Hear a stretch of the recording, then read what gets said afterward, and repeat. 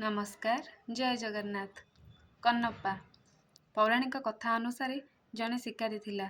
ସେ ପ୍ରତ୍ୟେକ ଦିନ ଶିକାର କରିବା ପାଇଁ ଜଙ୍ଗଲକୁ ଯାଉଥିଲା। ଜଙ୍ଗଲରୁ ଯାହା ଆଣୁଥିଲା ସେଥିରେ ସେ ନିଜ ପେଟ ପୋଷୁଥିଲା। ଦିନେ ଶିକାରୀ ଜଣକ ଜଙ୍ଗଲ ଭିତରେ ଗୋଟିଏ ମନ୍ଦିର ଦେଖିବାକୁ ପାଇଲା। ସେ ଯାଇ ମନ୍ଦିର ଭିତରକୁ ଦେଖିଲା, ସେଠାରେ ଏକ ଭବ୍ୟ ଶିବଲିଙ୍ଗ ଅଛି। ସେ ଯାଇ ପ୍ରଣାମ କଲା।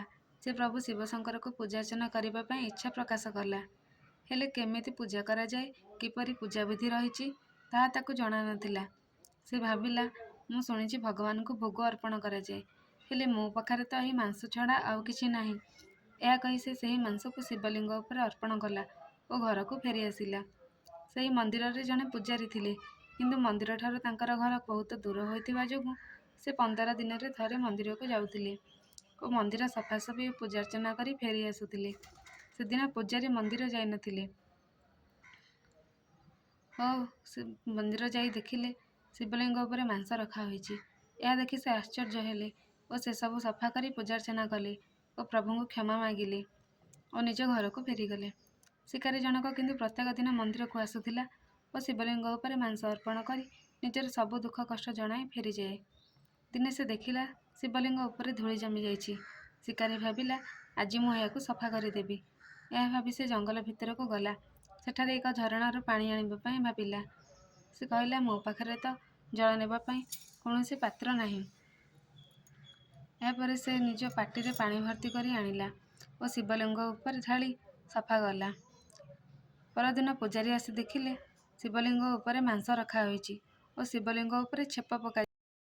ପୂଜାରୀ ଜଣକ ମନ ଦୁଃଖ କରି କାନ୍ଦିଲେ ଓ କହିଲେ, ହେ ପ୍ରଭୁ, କିଏ ଏପରି ପାପ ପ୍ରତିଦିନ କରି ଯାଉଛି? ତୁମେ ସବୁ ଜାଣି ମଧ୍ୟ କାହିଁକି ଚୁପ୍ ରହୁଛ? କ'ଣ ମୋର କିଛି ଭୁଲ ହୋଇଯାଇଛି କି? ସେହିଦିନ ରାତିରେ ମହାଦେବ ପୂଜାରୀଙ୍କ ସ୍ୱପ୍ନରେ ଆସି କହିଲେ, ସେ ଶିକାରୀ ହେଉଛି ମୋର ପରମ ଭକ୍ତ। ତାର ନିଶ୍ଚଳ ଭକ୍ତିରେ ମୁଁ ବାନ୍ଧି ହୋଇଯାଇଛି। ଯଦି ତୁମେ ଏସବୁ ଦେଖିବାକୁ ଚାହୁଁଛ, କାଲି ସକାଳେ ମନ୍ଦିର ପାଖରେ ଲୁଚି ରହିବ। ଭଗବାନଙ୍କ କଥା ଅନୁସାରେ ପୂଜାରୀ ସକାଳୁ ଯାଇ ମନ୍ଦିର ପାଖରେ ଲୁଚି ରହିଥିଲେ।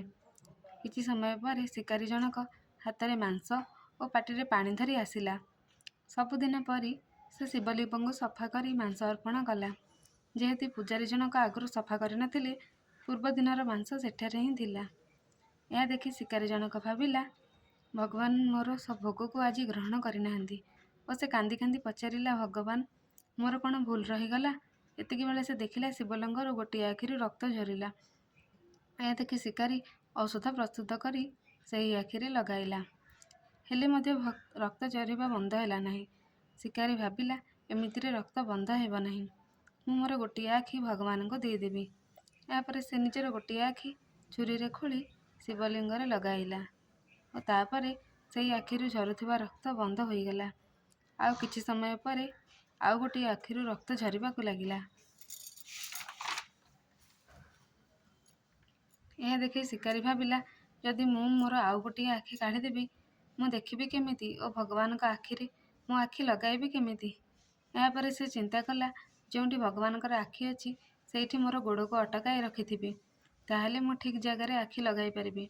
ଏହା ଭାବି ଶିକାରୀ ଶିବଲିଙ୍ଗରେ ଆଖି ପାଖରେ ତାର ଗୋଟିଏ ଗୋଡ଼କୁ ରଖିଲା ଓ ସେହି ଛୁରୀରେ ଅନ୍ୟ ଆଖିଟିକୁ କାଢ଼ିବାକୁ ଲାଗିଲା।